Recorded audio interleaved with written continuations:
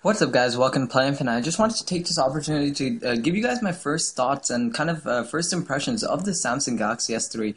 So this is a 16 GB Marble White version that I got. This is a quad-core model that I imported from UK actually.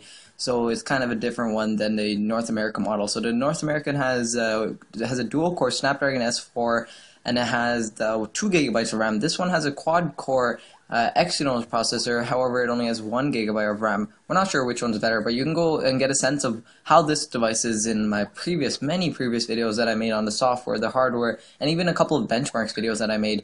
So in this video, I'm mostly just going to talk about my opinion on the Samsung Galaxy S3, what I think of it, and if you guys should get it. But really, I'm not going to talk about if you guys should get it or not in this video, because that's I'm going to kind of save for my review, because that's kind of like my final opinion. In this video, it's just kind of my first impressions, actually. That is what it is. Let's talk about hardware first before I get into the actual software. So, first of all, this device feels really nice to hold in the hand.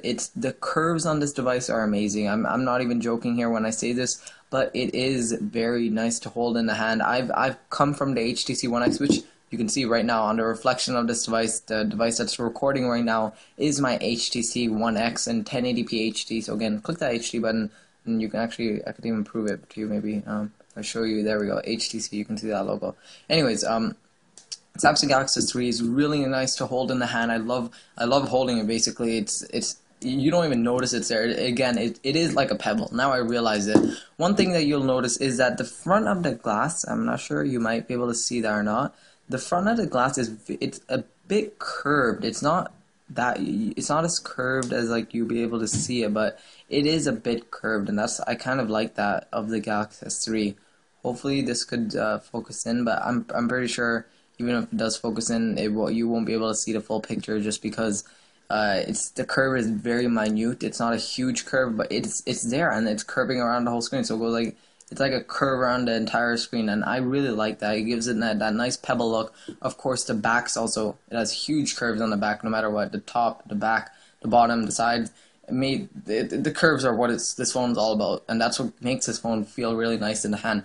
It's also very light, and I gotta say, it's a really nice light phone, and of course it's very thin as well. I came from the HTC One X, so I didn't find it to be like an amazing difference or anything like that, because it's a very, very small difference. Like it's like, I don't know, it's like a millimeter or something like that, less than a millimeter, but it's a very, very small difference. So I didn't really notice the thinness thing too much, but the Galaxy S3 has two capacitive buttons, which I like. I like the capacitive button, and I definitely like the middle home button here. It's really nice. Another thing that I like about this so far, again, this has only been 24 hours after I use the device. This is like a 24-hour first impression video, is this lock button right here. I like it because it's on the side, whereas in the HTC One X, it was on the top. And the worst part was on the HTC One X, it was on the top right, it was on the top left. It's good for left-handed people. If you're left-handed, then you can simply like click like that. But since I'm right-handed, which I'm sure many of you guys are, it's very difficult to use the HTC One X. So you have to kind of click here to turn it on, and I'm not used to that. And on the Galaxy S3, you can just simply, I'm not used to this either on the left, but it's just kind of like, because my hand is naturally at the side, so it's just very easy to turn on and off. I really like that. The bottom here is a bit different because the capacitive button, so there's a back button here, which is kind of odd because the back button is usually over here, and since it's an ice cream sandwich device, I would expect there to be a multitasking button, so that's something I didn't like here. The Samsung's kind of going back to the native style with getting like a settings button there, and I didn't really like that. I like the multitasking button on the HTC One X. However, it's still here. Oh, this is the home button, by the way, so wherever you go, it'll come back to your home screen. Apps, for example, back to home screen. If you hold it, however, you get the multitasking button, and this is ice cream sandwich layout. I love how Samsung didn't touch this at all, and I like it because it just worked. It really just worked. I've been running benchmarks, camera tests, software reviews, hardware reviews, all that type of stuff on the Galaxy S3. That's why I have all those apps open. Anyways, it's a really nice thing that Samsung did there.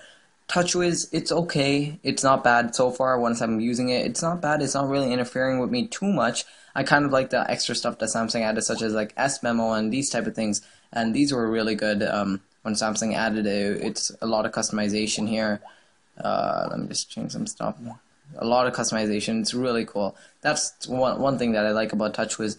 The only problems with TouchWiz is that sometimes it can get a bit unnecessary, such as like the S Planner. This app is it's useful, don't get me wrong, but it's just, I don't know, I didn't find it being used too much. And actually, that's not even that good of an example. A really good example is S Suggest.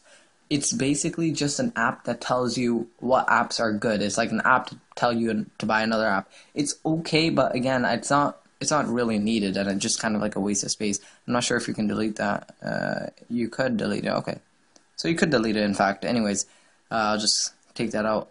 Another app that I like is S-Voice. I've been using it quite a bit now, but I found that it does have some issues. Again, it's only been 24 hours since I used this. Since I used Access 3, I only have these 3 apps on there right now. The benchmarking, that's only apps I made for the purpose of reviewing and videos and stuff. But I kind of like the software side as well. So the camera on the Galaxy S3, that's one thing that it's really amazed me so far. You can go ahead and check out my previous videos talking about the camera quality of the Samsung Galaxy S3. It's really amazing. You can even see, like, you can see the lines on the tablecloth and stuff like that. It's a really good phone for camera quality. It's amazing. And like I said, you can see my raw 1080p videos that I recorded from the Galaxy S3 indoor and outdoor over at my channel, Play Infinite. What else? So far it's been good. I liked it. I went over all the hardware features basically. Oh, one thing I don't like.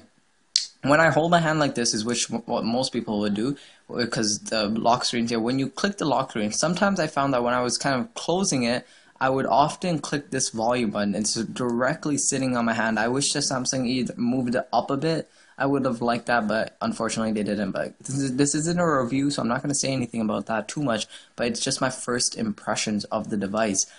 Front-facing camera, everything about this device besides that is good. I love the marble white version, so if you're hesitating between the white or the pebble blue, I would say go with the marble white, just because I don't like the lines, the kind of stainless steel lines that Samsung put on the pebble blue version. It kind of gives it that artificial type of name, but like, I don't know, it's like an artificial what am I trying to say? I'm trying to say it gives it that artificial stainless steel look or brushed aluminum look, but it's not really, it's just plastic and glass exactly like this. Also, there's hyper glaze on this, which again goes with that nice feeling of holding the phone. What else could I say? I went over everything. Remember, this is I've only been using it for 24 hours, but I did make a lot of videos on the Galaxy S3, and let me highlight some of them. So software, hardware, in-depth reviews. I made 3 camera testing indoors and outdoors. I made I made videos about my in-depth software was actually 30 minutes long. My in-depth hardware was like 12 minutes long. I made an unboxing, my first boot up of the Galaxy S3. So I made a lot of videos on the Galaxy S3. So you can go check them out. One thing I want to say is S-Voice is pretty fidgety. It's kind of like a hit or miss thing. Sometimes it works, sometimes it doesn't. You're gonna have to live with that until Samsung maybe updates it, hopefully. So I guess that's pretty much it. So far, it's doing pretty good to me. I don't really want to say if it's better or not than the HTC One X at this moment. I want to give it some time first. I want to try it out. I want to make a video on it and kind of get my opinion on that for you. So I guess thank you for watching this video. Don't forget to subscribe to Play Infinite for more coverage. Sorry, that was my MacBook.